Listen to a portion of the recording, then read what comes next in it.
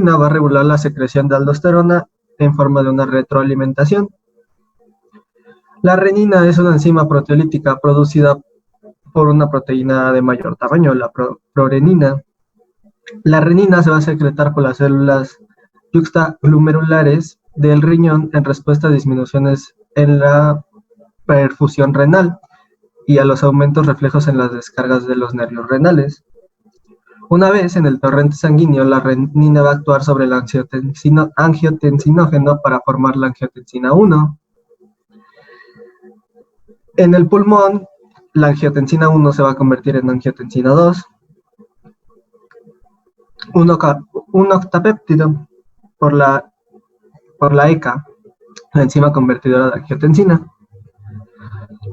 La angiotensina 2 se va a fijar a los receptores de membrana celular en la zona glomerulosa y se va a estimular la síntesis y la secreción de aldosterona.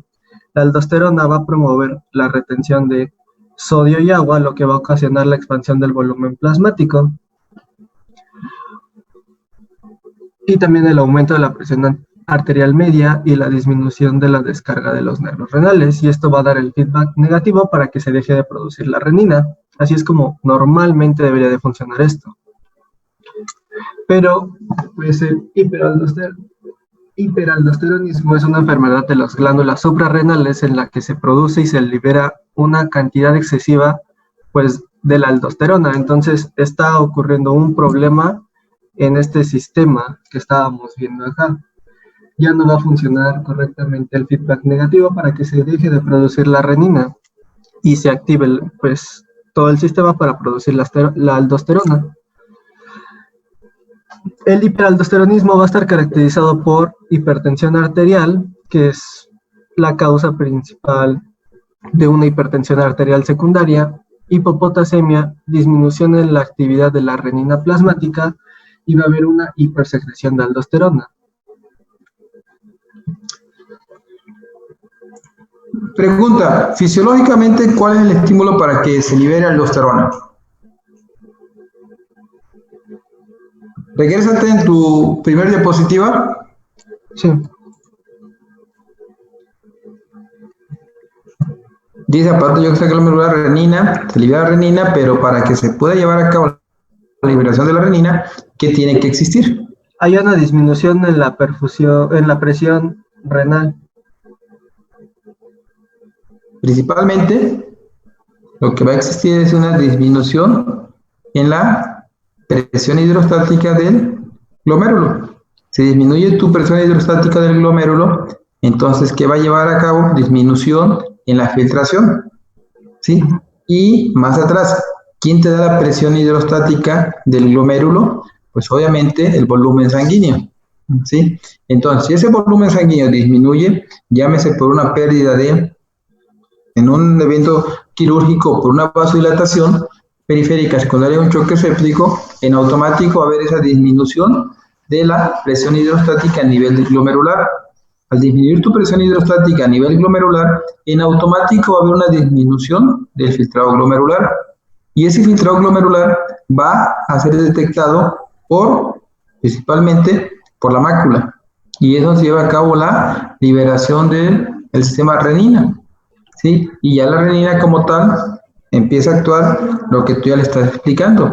La angiotensina y liberamos la aldosterona. Y en automático va a haber una vasoconstricción de la arteriola eferente para poder llevar a cabo un incremento en la presión hidrostática y aumentar ese filtrado glomerular. Entonces, pero son cambios, pero el principal estímulo para la liberación de la aldosterona va a ser la hipercalemia. Un paciente que curse con hipercalemia, en automático tenemos que liberar la aldosterona para poder llevar a cabo la hipopotasemia. Por eso, dentro de tus alteraciones, el principal signo o la principal a nivel bioquímico va a ser la hipopotasemia. ¿Sí? Adelante.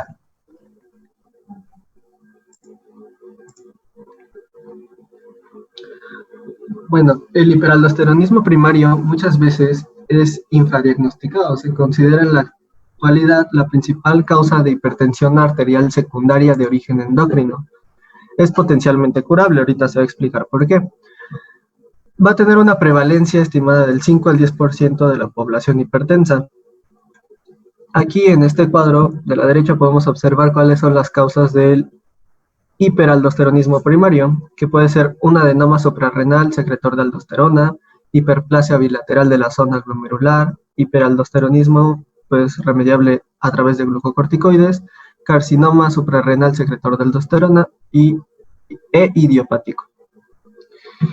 El hiperaldosteronismo secundario es frecuente. Es el resultado de una producción excesiva de renina por parte del aparato yuxtaglomerular del riñón.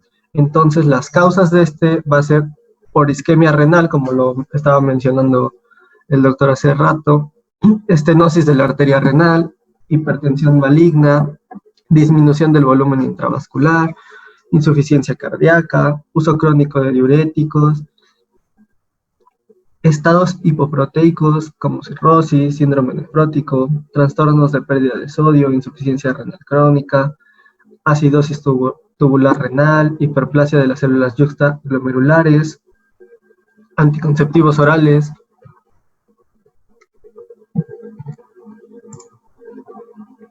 ¿Cuáles son los factores de riesgo? Bueno, los grupos de riesgo van a ser principalmente pacientes con hipertensión arterial moderada grave, en los que la presión arterial diastólica va a ser mayor o igual a 100 y la sistólica va a ser mayor o igual a 160. Pacientes con hipertensión arterial refractaria, que es cuando tienen presión arterial diastólica de mayor a 90 y sistólica mayor a 140, pese al tratamiento con 3 fármacos antihipertensivos. Pacientes hipertensos con hipopotasemia espontánea o inducida por diuréticos, pacientes con un incidentaloma suprarrenal e hipertensión, pacientes menores de 21 años con hipertensión arterial e historia familiar de hipertensión arterial desde edades tempranas, pacientes hipertensos con diagnóstico de hiperaldosteronismo primario en un familiar de primer grado, cualquier situación en la que se plantee el diagnóstico de hipertensión arterial secundaria y cualquier situación en la que se plantee el diagnóstico de hipertensión. Es la misma. Lo siento.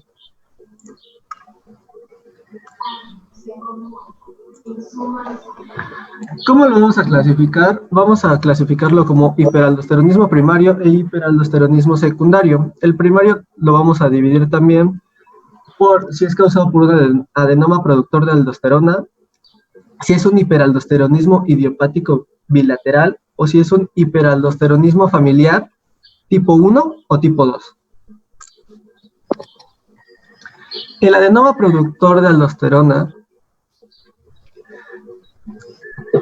pues es un adenoma en la corteza suprarrenal o una hiperplasia bilateral de la zona glomerular. Los adenomas van a ser fáciles de identificar por su característico color amarillo dorado. No lo encontré en imagen, pero pues sí notan el adenoma en la corteza suprarrenal, pero es fácil de diagnosticar por este color tan característico. En la corteza suprarrenal adyacente puede estar un poco comprimida.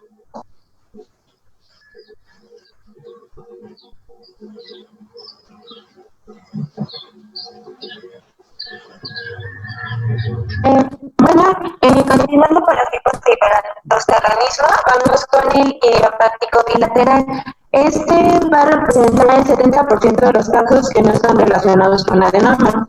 ¿Qué pasa aquí? Pues aquí hay una hiperplasia de ambas glándulas suprarrenales, lo que va a ocasionar que se genere más aldosterona de la que se necesita. La que sigue, por favor.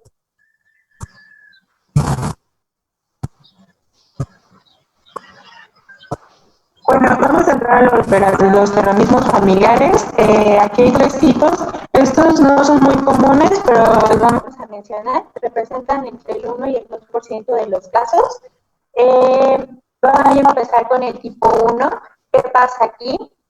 Aquí el gen que codifica la enzima aldosterona sintetasa y el que codifica para el 11-beta-hidroxilada se van a entrecursar, se van a unir y van a formar un nuevo gen, que es el 11-beta-hidroxilasa aldosterona sintetasa. Este gen va a ser responsable de que la aldosterona se sintetice en la zona fascicular y no en la zona glomerular, como es normal.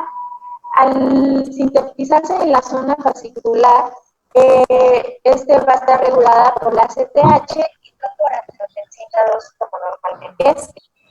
A este tipo de hiperaldosteronismo lo podemos tratar con glucocorticoides, ya que estos inhiben a la STH y así vamos a regular la síntesis de aldosterona. La que sigue, por favor.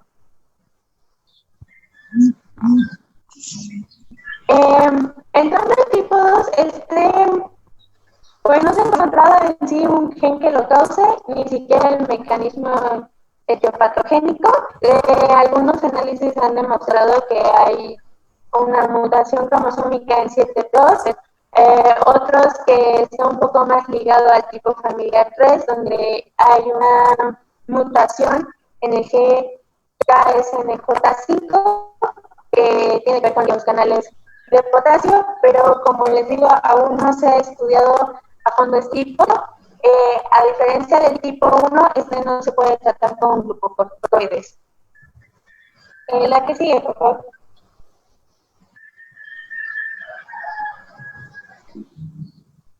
Y entrando en el tipo 3, como les mencioné antes, aquí hay una mutación en el gen KSNJ5. ¿Qué hace esta mutación? Pues codifica el canal de potasio que es activado por la proteína G. Al modificar este canal lo hace menos selectivo, lo que va a causar que se despolarice la membrana de las células en la zona glomerular. Cuando hay esta despolarización, lo que causa son la apertura de canales de sodio, y al abrirse estos canales de sodio hace que se envíe la señal de calcio para que se empiece a desencadenar la biosíntesis de aldosterona, y es por lo que se produce el hiperaldosteronismo. ¿A qué sigue, por favor?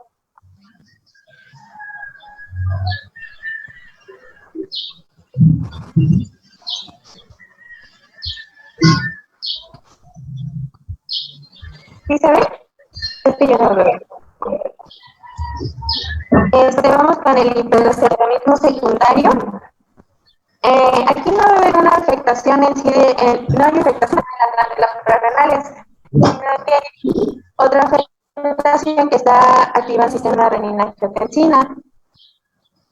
Por ejemplo, esto puede ser una isquemia renal, donde pues, se disminuye el volumen intravascular y va a disparar la renina-angiotensina, trastornos en la pérdida de sodio, una hiperplasia en el aparato extraglomerular o tumores que secretan renina. Cualquier cosa que cause que se active el sistema renina-angiotensina y que no la secreción de las glándulas.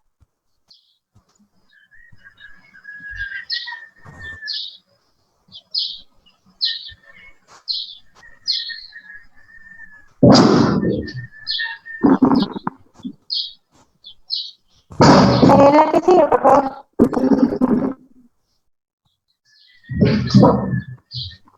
Bueno, entrando a fisiopatología, la biosíntesis de aldosterona, como normalmente se da, está controlada por la enzima aldosterona sintetasa. ¿Qué hace? Esta es la encargada de convertir la 11-disoxicotesterona en aldosterona. Esta enzima, a su vez, va a ser codificada por el GCPI11B y está regulado por angiotensina 2. Esto es la biosíntesis de aldosterona, pero pues recordemos que aquí hay un descontrol de la biosíntesis y vamos a tener más aldosterona de la que se necesita. Entonces, ¿qué va a pasar al tener más aldosterona? A nivel de túbulo contornado cristal, va a producir un aumento de la reabsorción de sodio y agua, y esto produce una expansión del volumen extravascular y un incremento del sodio, por lo cual secundariamente vamos a tener elevada la presión arterial.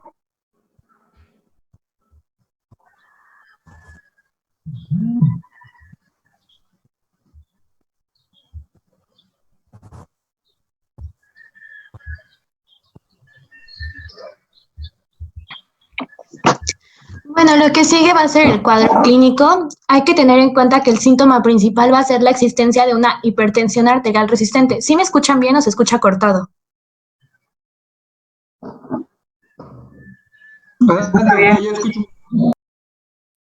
Ah, ok.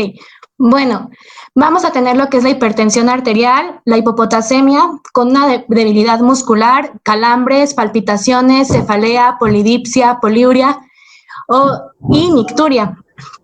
Se va a presentar una alcalosis metabólica que puede producir un descenso del calcio iónico y desencadenar tetania.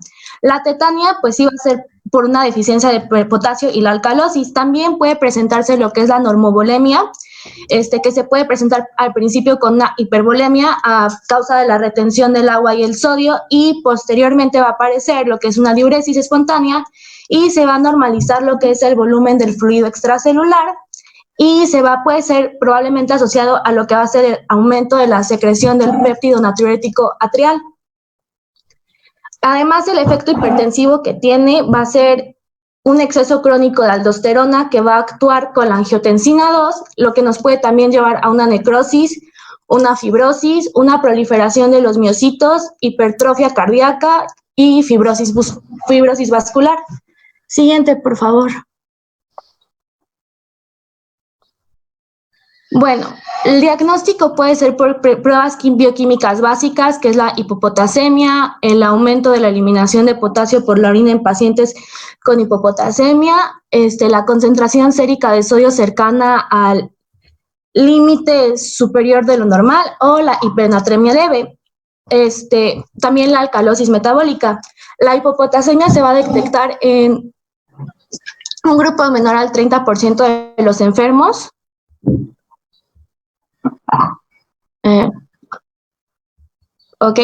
Y puede no presentarse en el caso de la hiperplasia suprarrenal bilateral, y con mayor frecuencia aparecen los adenomas. La concentración sérica del potasio debe ser evaluada tras haberse retirado los fármacos que influyen en el equilibrio sodio-potasio y en la actividad del sistema renina, angiotensina y aldosterona. El aumento de la eliminación de potasio por la orina en pacientes con hipopotasemia va a ser mayor al 30 milimoles por día.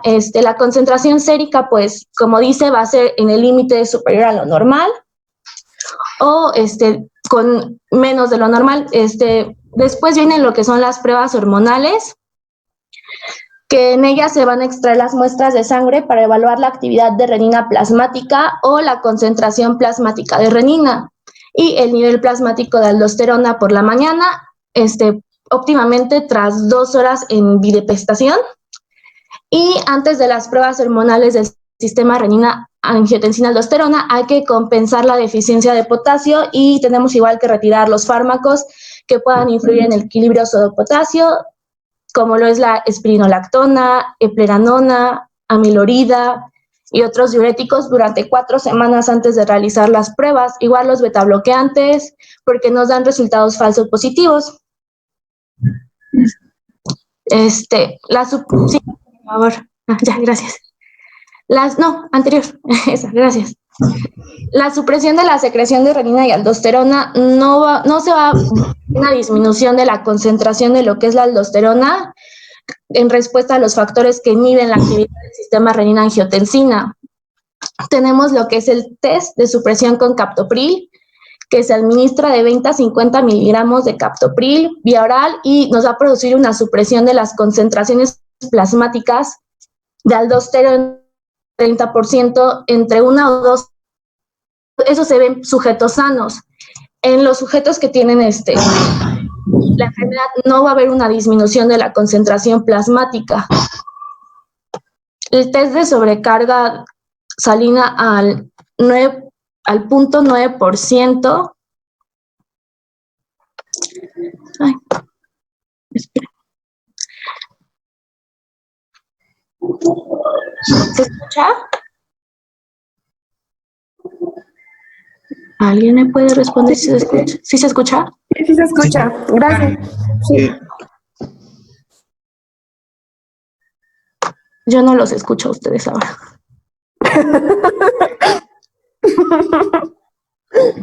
¿Me escuchan? ¿Me sienten? Sí. ¿Me oyen? ¿Me oyen? ¿Me escuchan? ¿Me sienten, por favor? ¿Y se escucha? Sí, Gracias. Una disculpa, yo no los escucho a ustedes. Bueno, vamos a ver con el test de supresión con fludrocortisona, porque no sé si escucharon lo de salina al 9%. Cada vez menos, se emplea menos por la complejidad que tiene. ¡Ay! ¿Qué? Ok. Cada vez se emplea menos por lo que es su complejidad. En ocasiones va a requerir el ingreso del paciente y se describe que tiene una prolongación en lo que es la QT y deterioro de la función miocárdica durante la realización de esta. También está la estimulación de secreción de renina y aldosterona, que no evidencia un aumento de la actividad de renina plasmática o del CPR y de la concentración plasmática de aldosterona en respuesta a los factores estimulantes del sistema. Normalmente se va a ver que la concentración de aldosterona va a aumentar de 2 a 3 veces su nivel basal tras la bidepestación. También tenemos lo que son las pruebas de imagen, que son la tomografía computarizada, la resonancia magnética y la gammagrafía suprarrenal. También tenemos lo que es la cateterización de las venas suprarrenales con evaluación de la concentración de aldosterona. Es un método seguro para diferenciar en lo que es la hiperplasia suprarrenal y un adenoma. La concentración de aldosterona va a ser de 4 a 5 veces más alta en el lado del tumor y se debe realizar solamente en centros especializados. La siguiente imagen, por favor. Bueno, ese es un cuadro para poder ver qué tipo, bueno, no qué tipo, sino para determinar. Ay, esperen. Espérame, déjame ver si puedo quitar el cuadro porque lo llevo intentando y no puedo. Ok.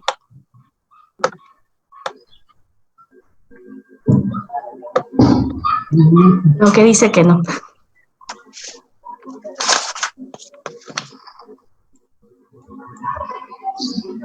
No me deja.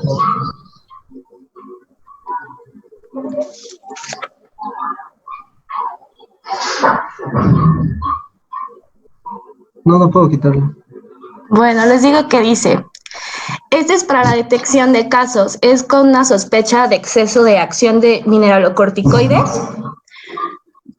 En el lado izquierdo vamos a ver que si hay un aumento de aldosterona plasmática y un aumento de lo que es la ARP, es la actividad de renina plasmática y aldosterona y su actividad de renina plasmática menor a 10, vamos a tener una hipertensión renovascular, una coartación de lo que es la aorta, diuréticos, tumor secretor de renina, hipertensión arterial maligna. En ese caso no vamos a usar lo que son las pruebas de confirmación para lo que viene siendo la HPA.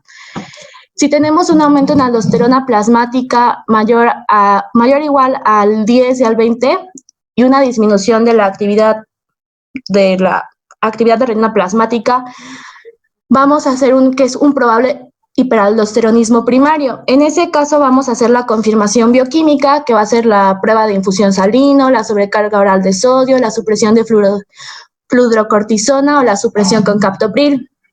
De ahí tenemos que ver la subclasificación etiológica. Lo hacemos con una tomografía computarizada de suprarrenales. Si se sospecha de una lesión de malignidad, se va a lo que va a ser el tratamiento quirúrgico. En caso de no sospecha, pues vamos a ver si hay o no hay contraindicación para tratamiento quirúrgico. Si no la hay y es menor de 40 años, es una lesión unilateral menor a 10 milímetros y la clínica es compatible con el adenoma, nos vamos a lo que es el tratamiento quirúrgico. En ese caso, la lesión puede ser unilateral, adenoma suprarrenal o hiperplasia unilateral primaria, igual es tratamiento quirúrgico. Y en caso de no tener una sospecha, vamos con el tratamiento farmacológico. En caso de que sea un paciente de entre 20 a 30 años con antecedentes familiares de hiperaldosteronismo primario o enfermedad cardiovascular, y es menor en 40 años, se sospecha de hiperaldosteronismo remediable con glucocorticoides. Se le hace un estudio genético con la tomografía computarizada y en caso de malignidad igual se recomienda tratamiento quirúrgico. Si no hay malignidad, se hace un tratamiento farmacológico. Siguiente diapositiva, por favor.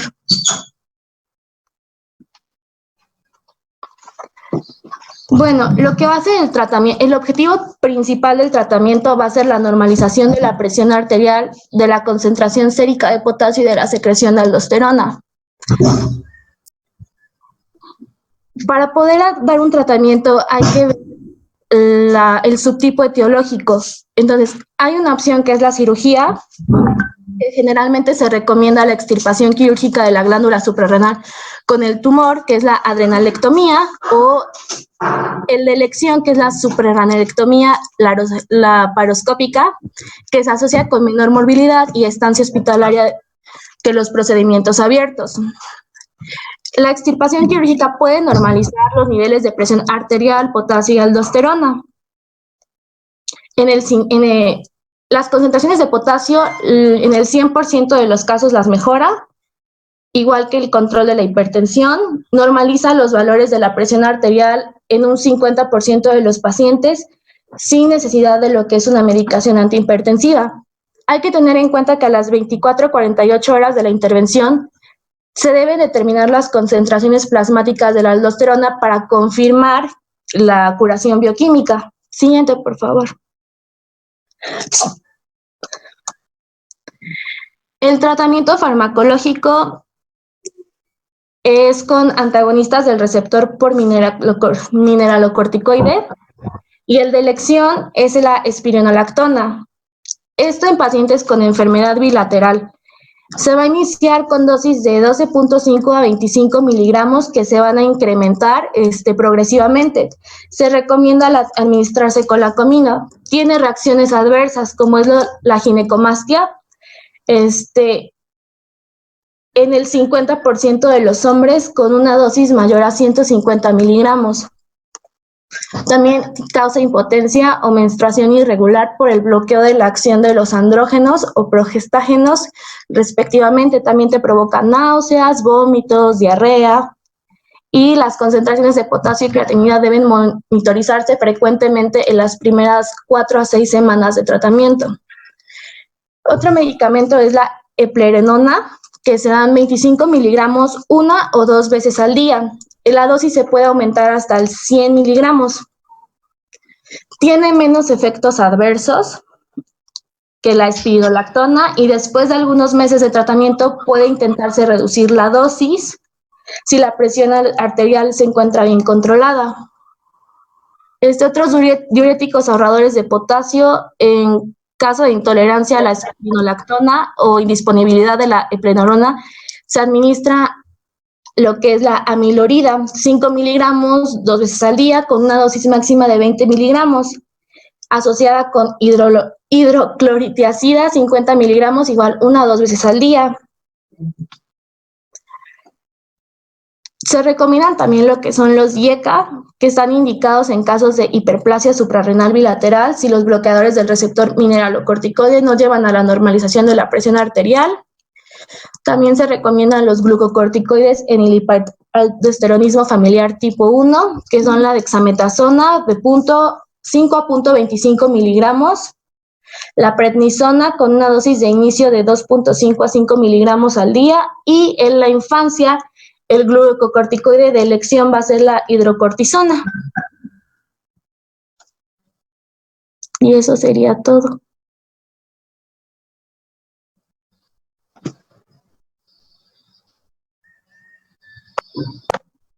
¿Tienen alguna duda? ¿No,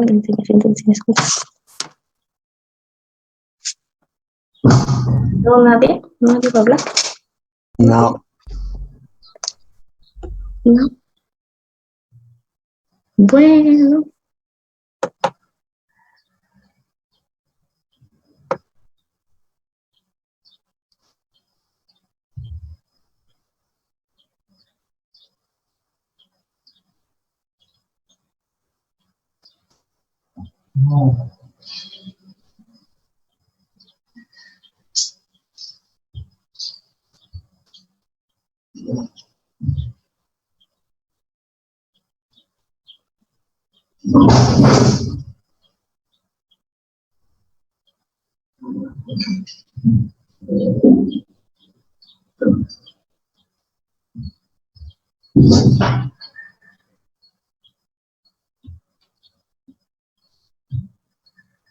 ¿Ya terminamos hiperaldosteronismo? Adelante. Sí, doctor, ya acabó. Sí, ya acabó. Todo. ¿Comentarios? Ajá, comentarios, dudas, sugerencias. Se hace. Estuvo muy bonito. No sé por qué me Todo siento. muy padre, todo muy cool. Lo falso, como el... ¿Ya podemos seguir durmiendo? Aprendí mucho, gracias. Aprendí que me sienten y me escuchan a pesar de que yo no lo siento y no los escucho. Gracias. ¿Ya podemos seguir durmiendo? Reprobado. Mi parte favorita fue cuando habló el robot. Ay, hubo un robot. Que mi parte favorita fue cuando habló el robot. Bien, mamón. Mi parte favorita fue la pantalla verde. Mi parte favorita fue que no supe si escucharon lo que dije, pero bueno. ¿De qué se trata? Prácticamente, No se enoje. aquí el hiperaldosteronismo, sí, obviamente existe mucha acción de la aldosterona. Sí, prácticamente la aldosterona, como yo les comentaba en un inicio, su actividad va a ser siempre ante un estado de hipercalemia. Si te puedes regresar al menos unas diapositivas donde viene hipocalemia, entonces viene prácticamente la manifestación como una hipocalemia.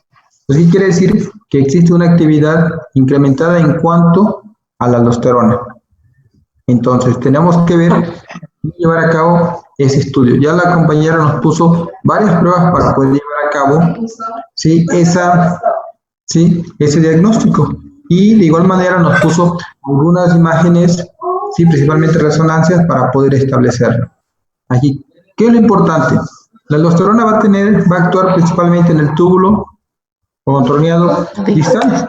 En el túbulo contorneado distal ustedes van a ver que tenemos células principales y células, ¿sí? Intercaladas. En una de ellas van a actuar cierto tipo de diuréticos. En uno van a actuar aquellos que son antagonistas de la aldosterona, como lo puso la doctora, eplerenona y la espronolactona. Ambos lo que van a competir es a nivel de los receptores de la aldosterona. Ahí es donde ellos van a actuar y van a desplazar en automático la aldosterona. ¿Y qué va a ocurrir? Pues prácticamente esos medicamentos lo que van a hacer es que van a condicionar hipercalemia, ¿sí?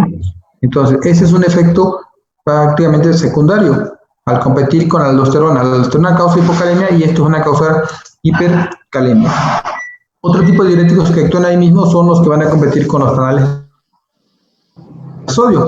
Eso ya es prácticamente temas de nefrología. Entonces, aquí de la aldosterona me interesa que ustedes puedan entender. Retiene agua, retiene sodio y controla la presión arterial. Y se va a incrementar siempre y cuando, ¿sí?, el paciente cursa con alguna pérdida en el volumen plasmático.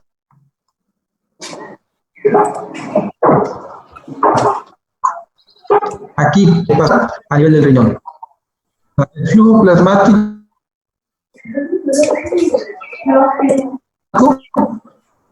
¿sí?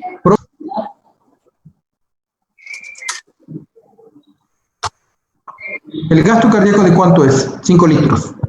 Sí, prácticamente el flujo plasmático corresponde a un 20%. En automático, 1250 mililitros de sangre son los que van a encargar de estar trabajando a nivel del riñón. Si esos 1250 mililitros, esos 5 litros de sangre disminuyen, en automático se va a disparar la aldosterona. Pero obviamente en estos pacientes se está incrementando por patologías, ya sea primario o bien sea secundario, ¿sí? Aquí nos pone grupo de riesgo para hiperaldosteronismo primario, pacientes con presión arterial moderada grave, mayor de 100, de diastólico. Cuando ustedes lleguen en cardiología van a ver lo que implican las diferentes guías de control de la presión, ¿sí? En esas guías viene el manejo con ahorrador de potasio, pero no tanto como diurético, sino para competir con la actividad de la aldosterona. ¿Sí? Aquí también la doctora nos pone pacientes hipertensas con hipopotasemia espontánea o inducidas por diuréticos, pacientes con algún problema de incidentaloma suprarrenal e hipertensión. Y algo muy importante, pacientes menores de 21 años son pacientes que debemos de estudiar y descartar que exista alguna alteración a nivel de las suprarrenales. Anteriormente era la norma que todo paciente mayor de 25 años teníamos que hacer diagnóstico de hipertensión. Ahorita ya prácticamente la han disminuido a 21 años. ¿Sí? La que sigue, doctora.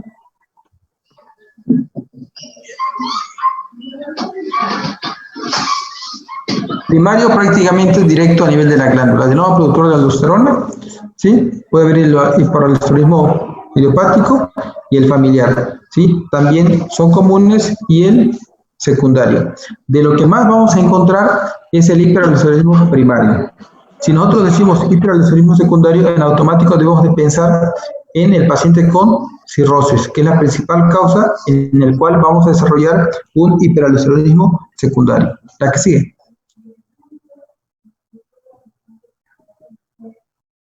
Adenoma productor, ¿sí?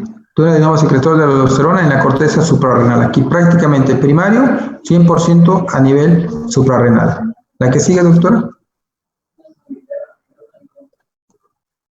Continuamos con lo mismo, a nivel del idiopático, ¿sí? La que sigue. Y el familiar. Aquí prácticamente existe una alteración, como bien lo puso la doctora, codificante para la 11-beta hidroxilasa. Regresamos a todo lo que conlleva a la formación de glucocorticoides. Entonces, aquí es una alteración propia en alguna de las enzimas. La que sigue, doctora.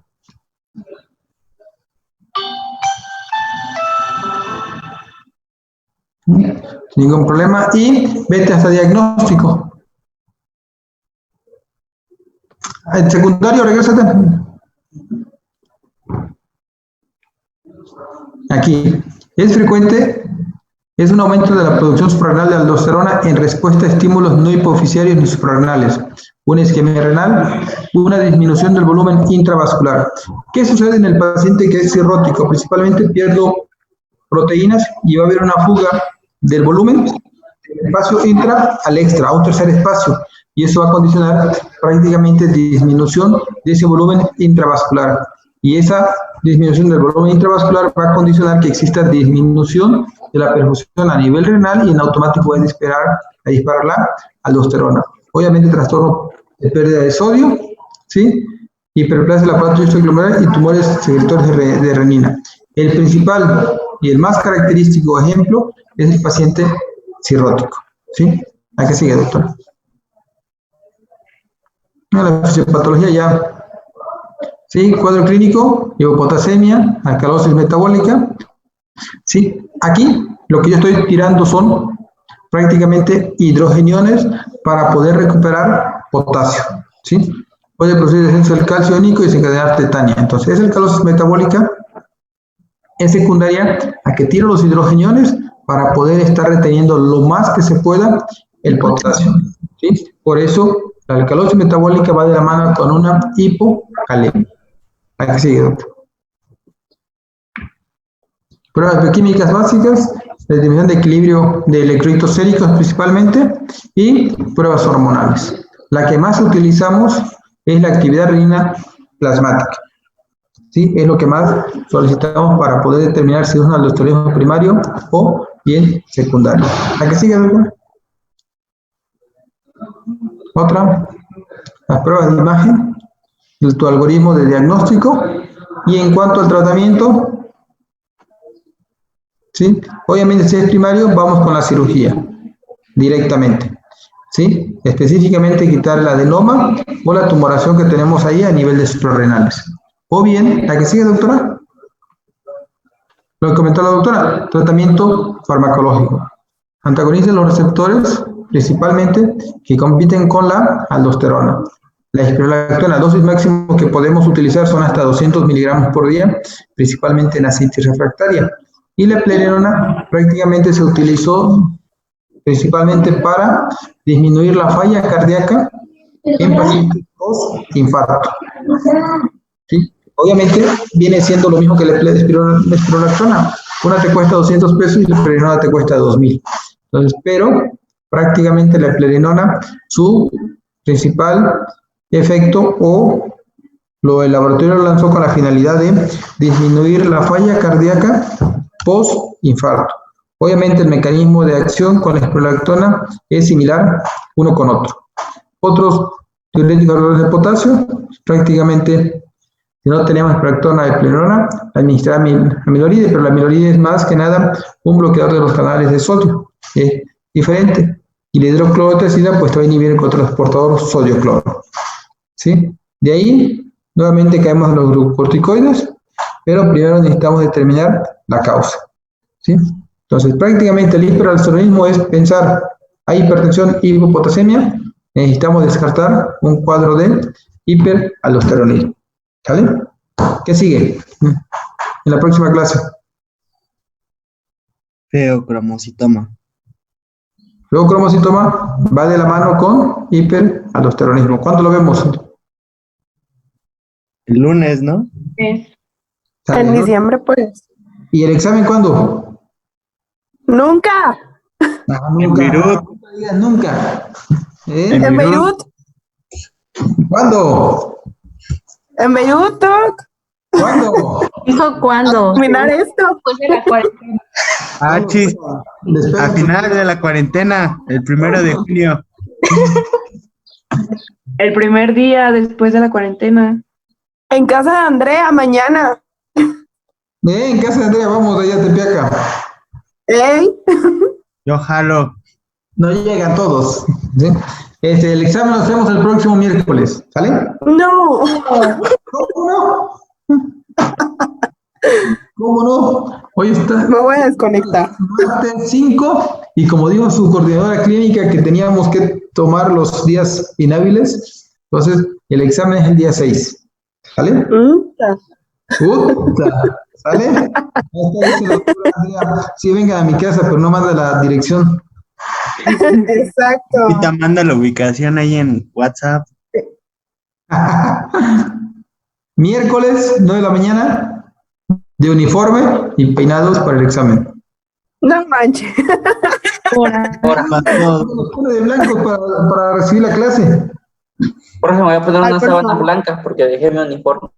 Bueno, miércoles 9 de la mañana, el examen de endocrino, es hipotálamo hipoficiario, tiroides para tiroides. Y al siguiente miércoles, hasta donde lleguemos, ¿vale? Ya nada más queda feocromocitoma y viene diabetes. Bueno, pues ya ni modo. Eso, chingado. Dale, se portan bien. Dios. Adiós. Adiós, doctor. Nos vemos, Doc. Pórtense bien.